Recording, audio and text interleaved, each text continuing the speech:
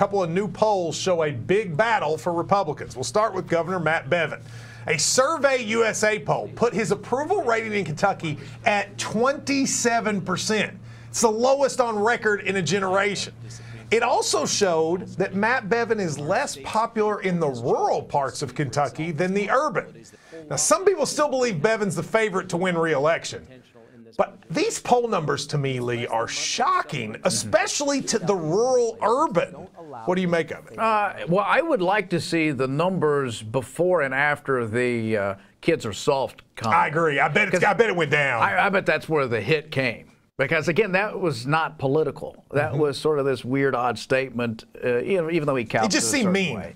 Yeah, so I think it has more to do with that than the other things that are really politically charged. I totally agree with that. I mean, you and I talked that night that when you do something that's not political and it's bad, it's even worse. Right.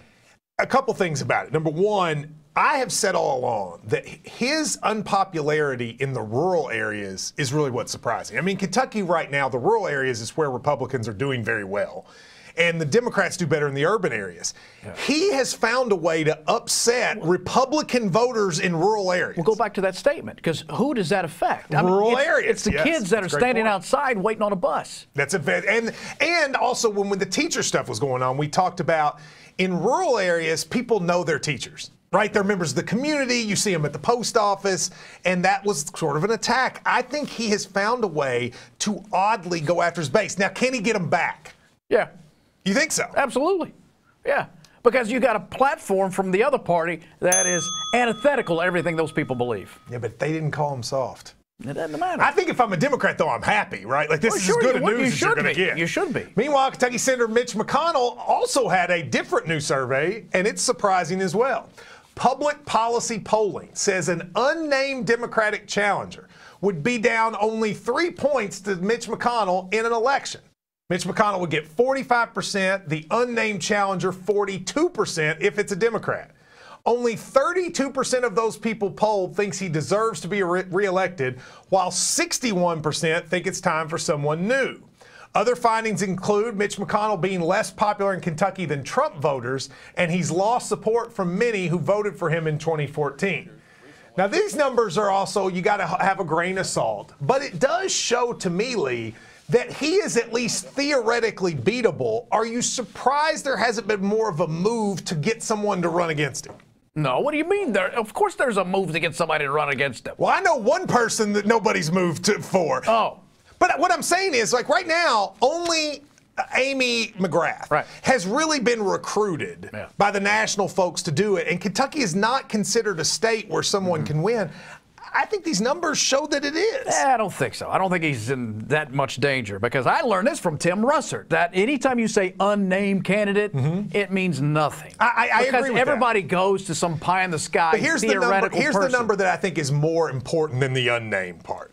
The 61% that say he doesn't deserve a second term. Yeah. Okay? It's one thing to say, like if you look at that number for Donald Trump, that number's like 41 or something. Like, it's 20 points lower.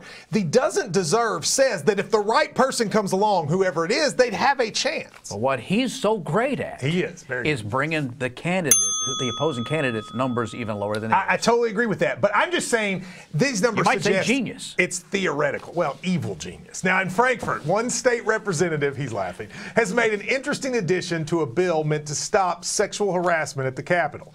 Ken Upchurch has added an amendment to House Bill 60 that would add language allowing lobbyists to donate money to their local legislators and candidates running in statewide races, a practice that's prohibited now. Now, Lee, whether you're for this or not, I'm not, you may be. But would you agree that adding it to a sexual harassment bill is not what we should be doing? Well, I mean, these guys that stick amendments on bills that are purpose for other things drives me nuts. Me too. Didn't the Republicans get in trouble because the teachers thing was they slapped on a sewage bill? You know, if it can't stand alone, then maybe it doesn't have any merit. One of the things Kentucky does well, Lee, is we're one of the only states that doesn't allow lobbyists to donate directly to candidates, which I think is good. Right. Because the idea is lobbyists have an interest. If you give money, that's different. You can debate the merits, but don't put it on another bill that's popular just so it adds on. Right. Yeah. Yeah, and for lobbyists, let them use their creativity the way they're doing it now.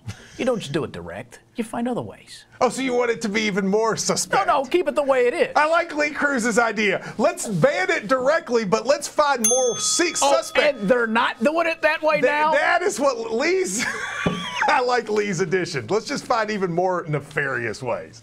Now to our weekly feature on Hey Kentucky, What's the Beef? That's brought to you by the Kentucky Beef Council. We return to the ongoing political battle for Secretary of State Allison Grimes. This week she released a statement in response to Senate Bill 34, which aims to strip Grimes and future secretaries of state of some of their powers. Grimes says the legislation could disrupt the 2019 election, and she vows to take all legal actions necessary if she feels the legislation compromises the integrity of her office. Be interesting to see how that plays out. Now, next on Hey Kentucky, the UK Hoops team has senior day on Saturday, and Macy Morris is from Middlesboro, my hometown. She's an in-state senior, and she's had a great career. So we sent Maria Montgomery to talk to her right after this.